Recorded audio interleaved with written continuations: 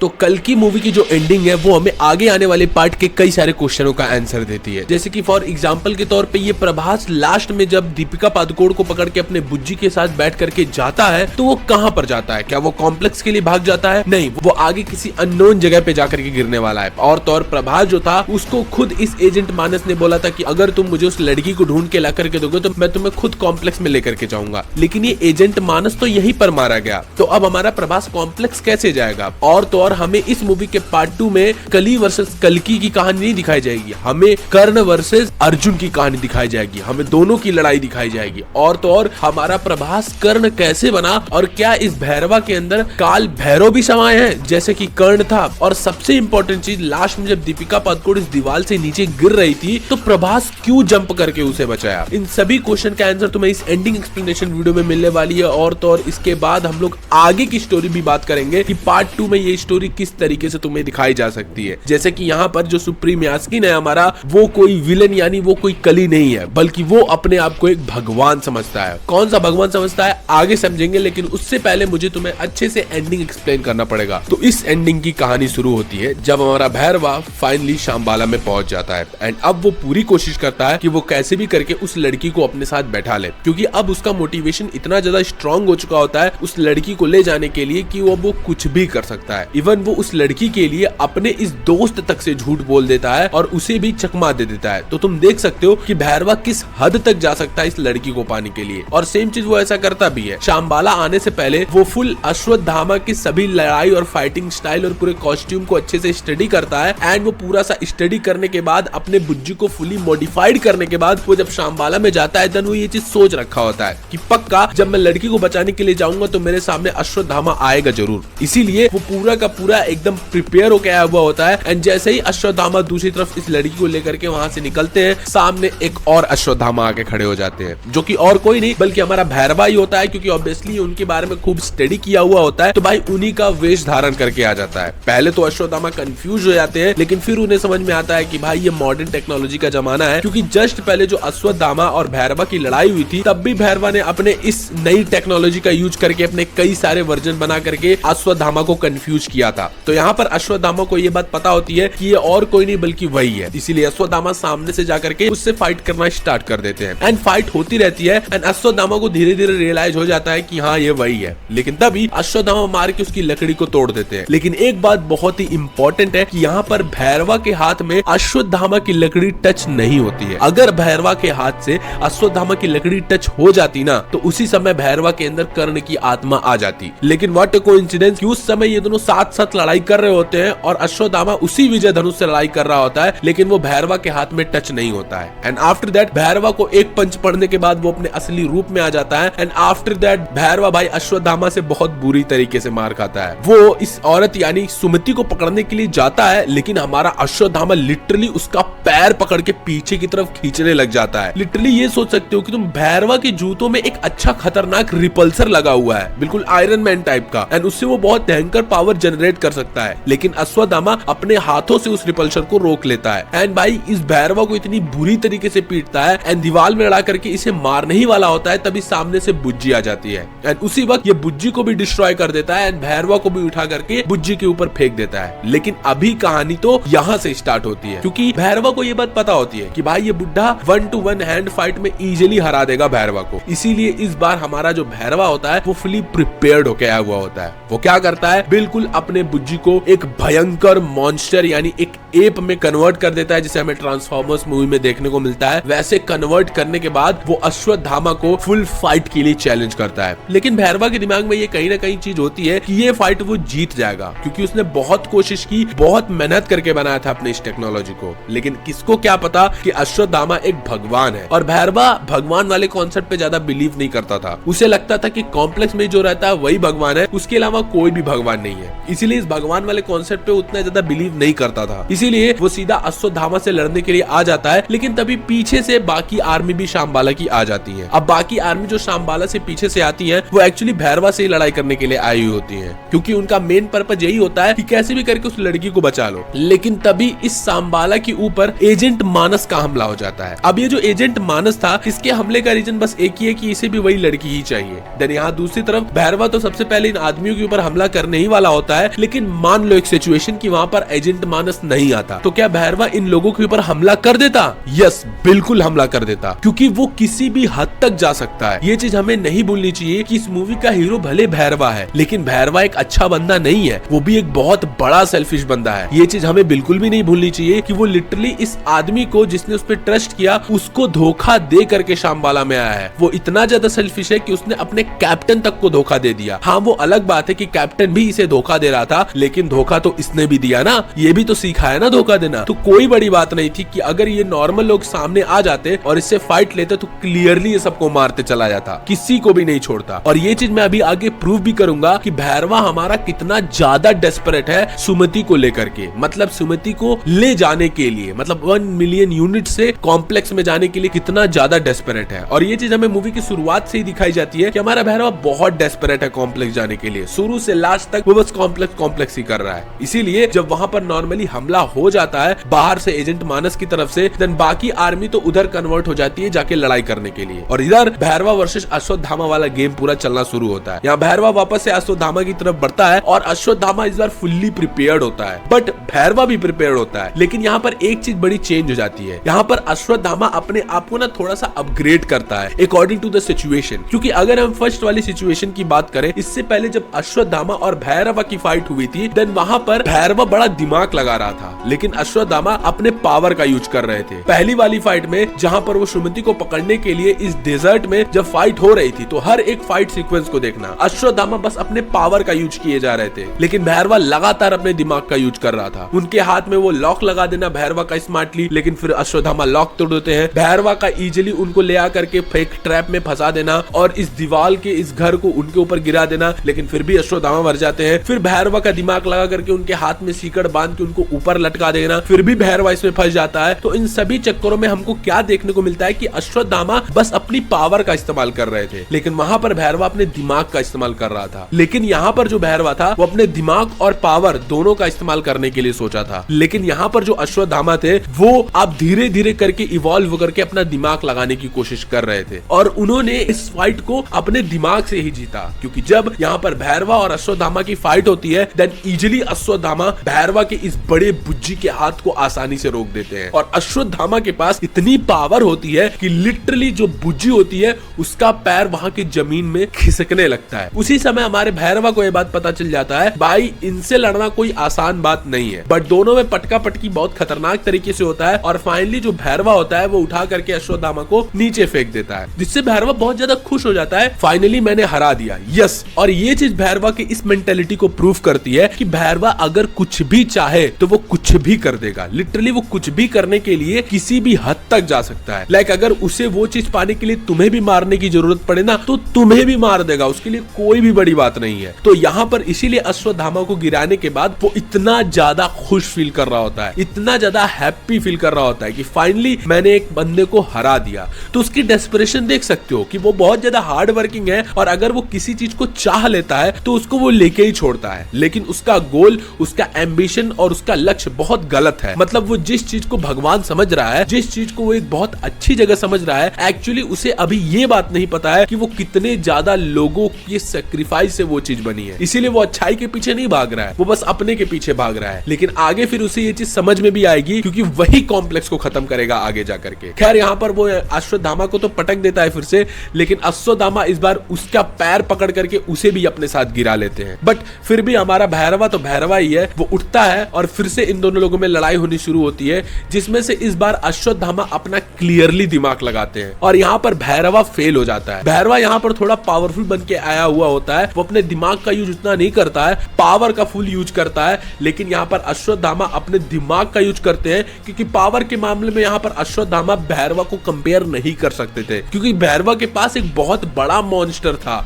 बुज्जी। अश्वत्थामा उसे हरा ही नहीं सकते थे, क्योंकि इस वाले सीक्वेंस में हमें प्रॉपर दिख गया था अश्वत्थामा को ये बुज्जी इजीली डोमिनेट कर देती। इसीलिए अश्वत्थामा ने अपना दिमाग लगाया। उन्होंने क्या किया कि सीधा वो भैरवा के बुज्जी के ऊपर चढ़े और उसका स्पार्क प्लग या फिर उसका मोटर जो भी था उसका मेन कंपोनेंट निकाल दिए। एंड यहाँ पर भैरवा के चेहरे का एक्सप्रेशन देखो, उसे ये चीज रियलाइज हो जाती है कि ही फक्ड अप, वो अब गया, उसका काम खत्म, अब वो कुछ कर ही नहीं सकता क्योंकि मेन कंपोनेंट उसकी बुज्जी का बुढ़े ने निकाल लिया है। एंड अब उसे ये चीज समझ में आ जाती है कि अब बुढ़ा उसे छोड़ेगा नहीं। एंड वहीं दूसरी तरफ बुढ़ा और दिमाग लगाता है और अश्वत्थामा एक कपड़े के टुकड़े से भैरवा के बुज्जी के पूरे जो पैर होते हैं उसको बांध देता है। यहाँ तक भैरवा को ये चीज रियलाइज हो चुकी होती है कि भाई खत्म है, अब तो मैं नहीं जीत सकता।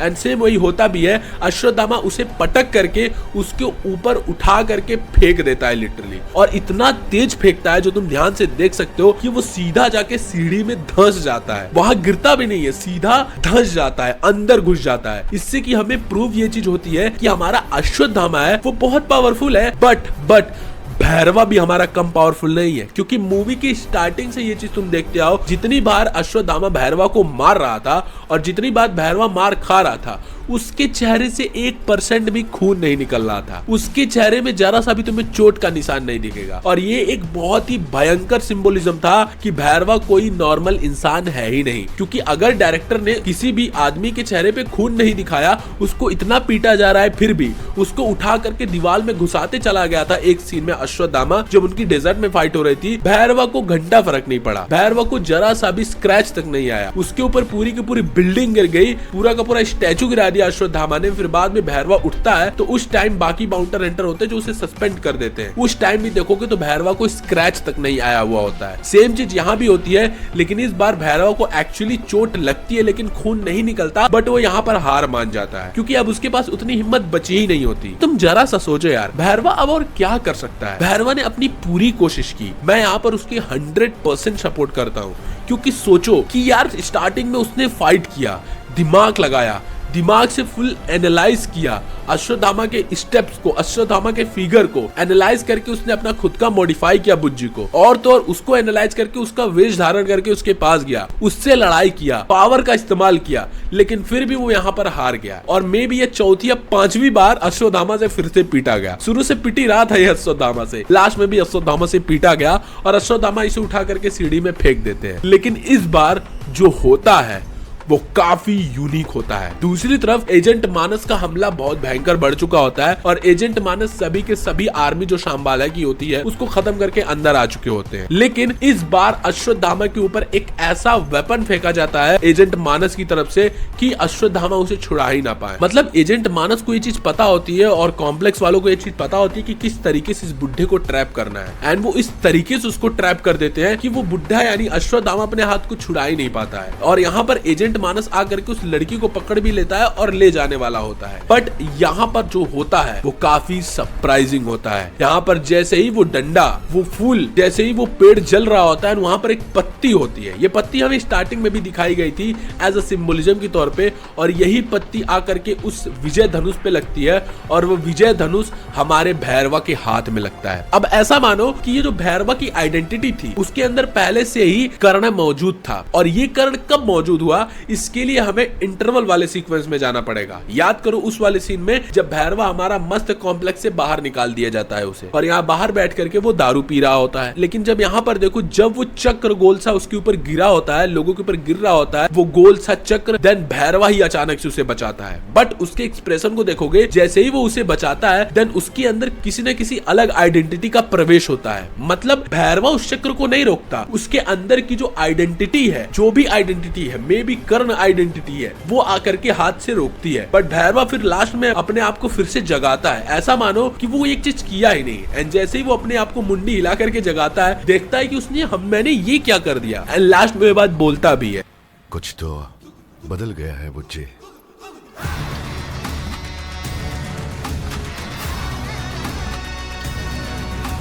कुछ तो बदल गया का मतलब यही है कि भाई उसके अंदर कुछ तो बदल गया है। और हमें ये भी नहीं बोलना चाहिए कि वही सेम टाइम होता है जहां पर सुमति उस आग को पार करके बाहर आ रही होती है, वही सेम टाइम होता है जब अश्वत्थामा को ये चीज रियलाइज होती है कि उनका समय अब आ चुका है। तो ये तीनों सीक्वेंस एक साथ हो रही होती है, और वो बिजली का कड़कना ही इस चीज का सबसे बड़ा संदेश होता है। अब हमारे कल्कि भगवान का जन्म होने वाला है, तो अब सब लोग अपने काम पे लग जाओ। इसीलिए अश्वत्थामा भी अपने काम पे लग जाते हैं और यहाँ पर कर्ण भी अपने काम पे लग जाता है। मतलब कर्ण का भी इस मूवी में मतलब फ्यूचर में जो मूवी हमें देखने, उनका भी बहुत बड़ा रोल होने वाला है भगवान कल्कि को प्रोटेक्ट करने का। इसीलिए जो कर्ण होते हैं वो हमारे भैरवा के अंदर आ जाते हैं एंड इसीलिए यहाँ पर जैसे ही विजय धनुष हमारे भैरवा के हाथ में लगती है वो कर्ण में ट्रांसफॉर्म हो जाता है और कर्ण में ऐसा ट्रांसफॉर्म होता है कि वो उस विजय धनुष का यूज करके सबको मार देता है। लेकिन ये चीज देखना पड़ेगा कि सभी के सभी उन लोगों के फाइटर प्लेन्स को बर्बाद करने के बाद वो विजय धनुष प्रभास यानी भैरवा यानी कर्ण अपने हाथ से जब एजेंट मानस को मारता है, उसकी पावर इतनी भयंकर होती है कि वो एजेंट मानस के छाती के अंदर से घुसते हुए उस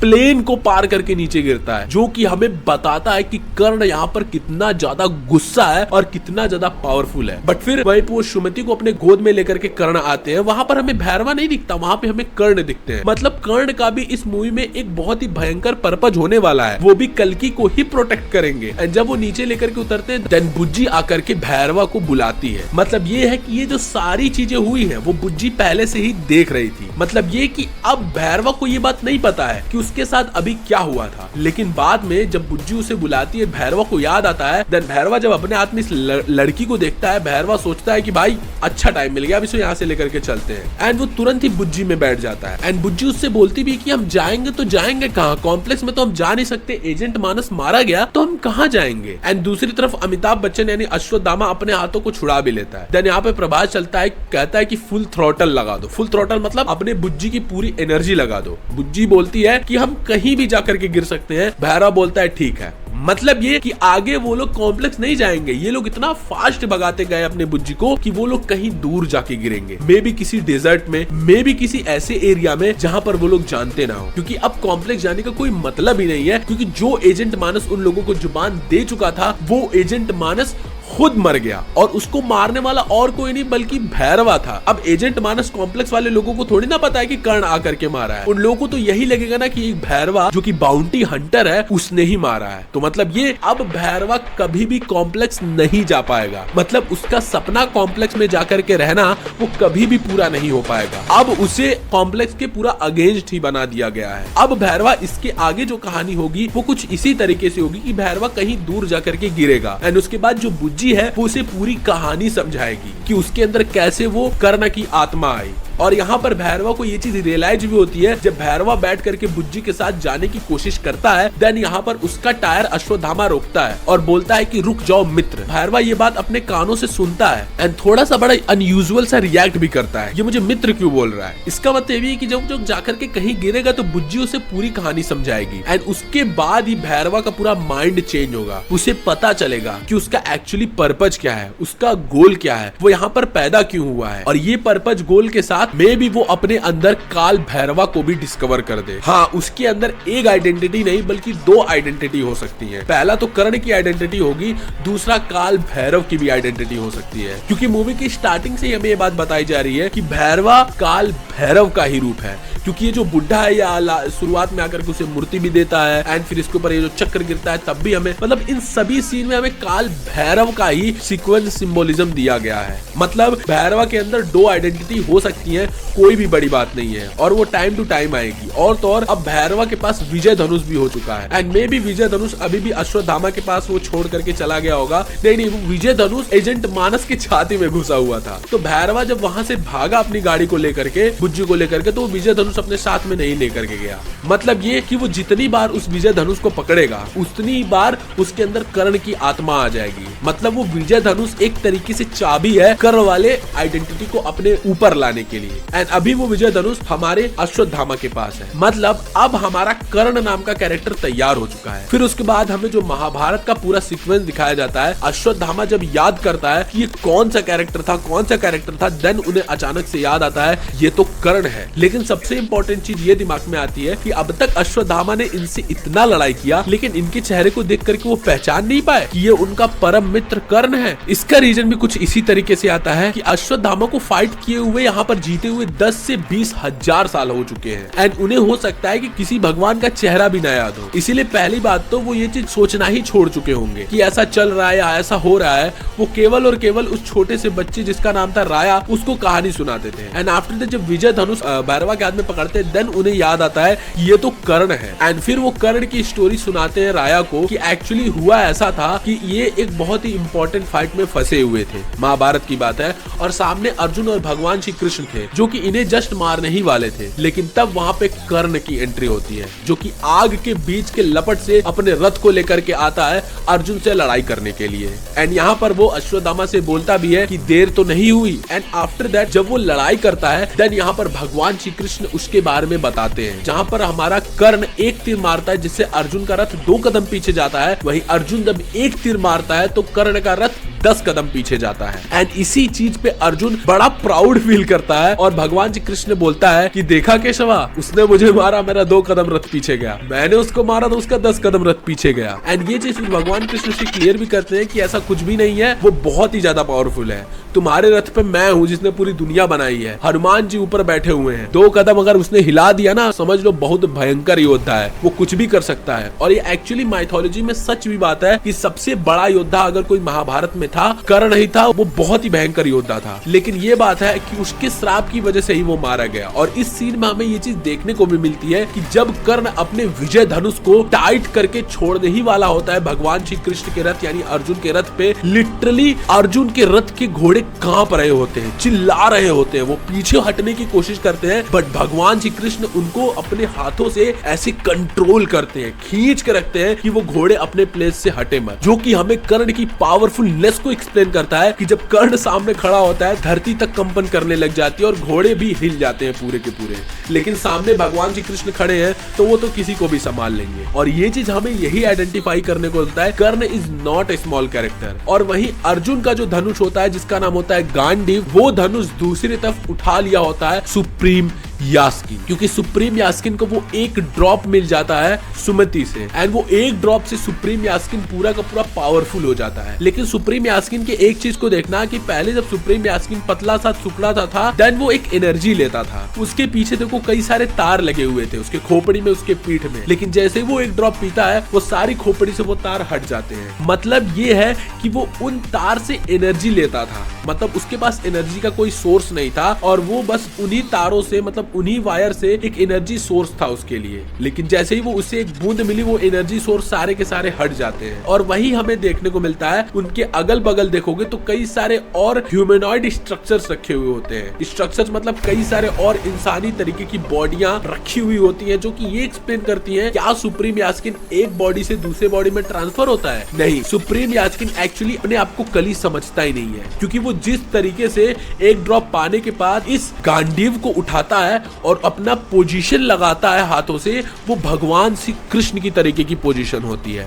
और इससे वो एक डायलॉग भी बोलता है और ये डायलॉग और कोई भी नहीं बल्कि भगवान श्री कृष्ण को डायरेक्ट इंडिकेट कर रहा होता है। मतलब ये है कि सुप्रीम यास्किन अपने आप को ना कली नहीं समझता या अपने आप को बर्बाद करने वाला आदमी नहीं समझता, वो अपने आप को गॉड समझता है। उसका ये मेंटेलिटी है कि दुनिया में जो इंसान है वो केवल बर्बाद करने के लिए चीजें पैदा हुए हैं, वो बस रिसोर्सेज को बर्बाद कर ले रहे हैं, इसीलिए मैंने सारे रिसोर्स को खींच लिया है। और तो और बार बार ये बात बोलता है कि नया युग आने वाला है, नया युग आने वाला है, नया युग आने वाला है। अरे भाई, जो कली था, अगर कली होता उसके अंदर तो वो क्यों नया युग लाता? कली का युग ही तो है कलयुग, कलयुग ही तो कली का युग है। तो कली थोड़ी ना चाहेगा कि नया युग आए, कली तो यही चाहेगा कि वो इसी युग में रह करके तबाही मचाए, अपना पूरा का पूरा बेवरा संभाले। लेकिन यहाँ पर सुप्रीम यास्किन बोलता है कि नया युग आने वाला है, मतलब वो नए युग में जाना चाहता, मतलब वो अपने आप को कली नहीं बल्कि कल्कि समझता है। यस, अपने आप को भगवान श्री कृष्ण का एक अंश समझता है। इसीलिए वो सुमति को पकड़ करके लैब एक्सपेरिमेंट करवा रहा होता है कि कैसे भी करके वो हमें एक बूंद मिल जाए या फिर वो हमें सीमन मिल जाए सुमति के पेट से, तो मैं बन जाऊंगा कल्कि।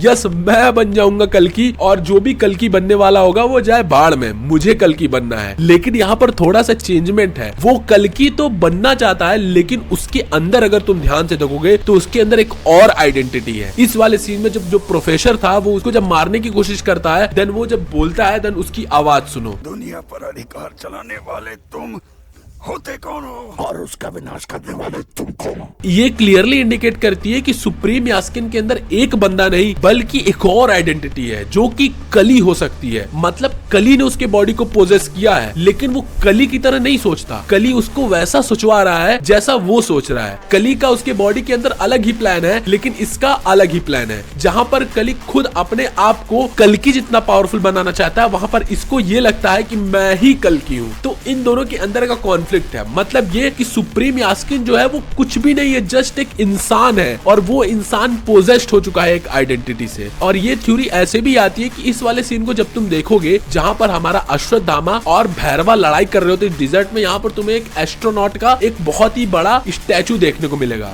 ये और कोई नहीं बल्कि सुप्रीम यास्किन ही होता है। जो कि ये थ्योरी आती है, पहले सुप्रीम यास्किन एक नॉर्मल सा इंसान था और एक वो एस्ट्रोनॉट था, एक साइंटिस्ट था। वो दूसरी धरती पे जा करके लीव, ह्यूमंस, इन सभी चीजों का रिसर्च कर रहा था। बट रिसर्च के बाद उसे ये बात पता चलती है कि धरती पे आदमी सारे के सारे रिसोर्स खत्म कर दे रहे हैं। इसीलिए वो बाद में पॉलिटिशियन भी बनता है और फिर वो बहुत ज्यादा एक्सपेरिमेंट करने के बाद सारे के सारे धरती के रिसोर्सेज को सक कर लेता है, मतलब खींच लेता है। और वो सोचता है कि मैं अपनी खुद की एक अलग दुनिया बनाऊंगा। और यही रीजन है कि वो सारे रिसोर्स को सक करके अपनी एक अलग दुनिया बनाने की कोशिश कर रहा है और अपने आप को कल्कि समझ रहा है, क्योंकि वो कल्कि है भी नहीं, वो कली है, बट वो कल्कि समझ रहा है। तो ऐसा भी हो सकता है कि उसके अंदर की जो आइडेंटिटी है, जो कली है, वो बाद में इसके बॉडी को छोड़कर किसी और बॉडी में पोजेस हो सकती है। क्योंकि हमें ये सोचना चाहिए, कली कोई एक आदमी नहीं, कली एक सोच है, कली एक थिंकिंग है जो कि किसी माइंड को भी पोजेस कर सकती है इजीली। तो Supreme Yaskin is just a scientist, is just a man जो कि अपने आप को गॉड समझ रहा है। और इसी तरीके से पार्ट 2 की स्टोरी शुरू होने वाली है। पार्ट 2 में हमें भैरवा देखने को मिलने वाला है जो कि एक डेजर्ट में गिरा हुआ होगा एंड वहां पर उसकी और सुमिति से पूरी की पूरी बातें होंगी, जहां पर वो अपने आप को रियलाइज करेगा, अपनी पावर को समझेगा। एंड यहाँ दूसरी तरफ सुप्रीम यास्किन तो सीधा अनाउंस कर देता है कि किसी को जाने की जरूरत नहीं है, मैं जाकर के लड़ाई करूंगा। मतलब ये कि हमारा प्रभास यानी भैरवा के हाथ में वो विजय धनुष वर्सेस हमारे सुप्रीम यास्किन के हाथ में वो गांडीव। गांडीव किसका था? अर्जुन का। विजय धनुष किसका था? कर्ण का। मतलब इनडायरेक्टली हमें अर्जुन वर्सेस कर्ण देखने को मिलने वाला है। वो फाइट, वो महाभारत की जो फाइट फिर से एग्जीक्यूट होगी, वो बड़ी खतरनाक होगी भाई। वो दोनों धनुष की लड़ाई वापस से हमें देखने को मिल सकती है एंड इसी तरीके से कहानी आगे भी बढ़ेगी। एंड अभी ना 7 चिरंजीवी हैं। अब केवल इसमें एक ही चिरंजीव को इंट्रोड्यूस कराया गया है, अश्वत्थामा। बाकी और भी कई सारे चिरंजीव हैं, जैसे परशुराम और भी कई सारे लोग, तो उन चिरंजीवियों को भी इंट्रोड्यूस कराना बाकी है। मतलब अभी जो हम सुप्रीम यास्किन देख रहे हैं वो कोई मेन विलन है ही नहीं। असली मेन विलन कली है जो कि अपनी आइडेंटिटी कहीं तो छुपा करके रखा है या फिर कुछ करके रखा है। और जैसा मैंने एक चीज बताया था कि यहाँ पर जहां पर हमारा सुप्रीम यास्किन था, उसके बगल में कई सारे ह्यूमनॉइड स्ट्रक्चर्स रखे हुए थे जो कि सील में लाइक उनके ऊपर शायद एक्सपेरिमेंट हो रहा था या फिर पता नहीं किस चीज के लिए था। और उस चीज से मुझे ये पता चलता है कि सुप्रीम यास्किन अपनी खुद की आर्मी तैयार कर रहा है, खुद के जैसे पावरफुल ह्यूमनॉइड स्ट्रक्चर बनाने की कोशिश कर रहा है जिसको वो सबको पावर दे पाए और सब के सब पावरफुल बन पाए, सबके पास एक स्ट्रॉन्ग टीम बना पाए, जिससे कि वो बाद में यानी कल्कि से लड़ पाए। लेकिन सुप्रीम यास्किन को ये लगता है कि वो ही कल्कि है और वो अच्छे के लिए टीम बना रहा है, लेकिन उसके अंदर जो कली है वो उसको गुमराह करके वो टीम इसलिए बनवा रहा है कि आगे चल के वो सभी इंसानों को खत्म कर पाए और कल्कि यानी भगवान से लड़ाई कर पाए। तो ये सारा नया युग आने वाला, ये सब एक झूठी बात है। कली बस अपना वर्चस्व लगाना चाहता है और बाद में सुप्रीम यास्किन के मरने के बाद वो उसकी बॉडी को छोड़ के किसी की भी बॉडी में पोजेस कर सकता है। तो ये थी पूरी की पूरी कहानी जो कि पार्ट 2 में हमें देखने को भी मिलेगी। और हाँ, क्या तुम्हें सच में लगता है कि दंगल मूवी में जो गीता बबीता के पापा जी थे वो सही थे? नहीं, बिल्कुल सही नहीं थे। इस वाली वीडियो में बनाया, क्लिक करके जाके देख सकते हो। मिलते हैं नेक्स्ट वीडियो में। Bye bye.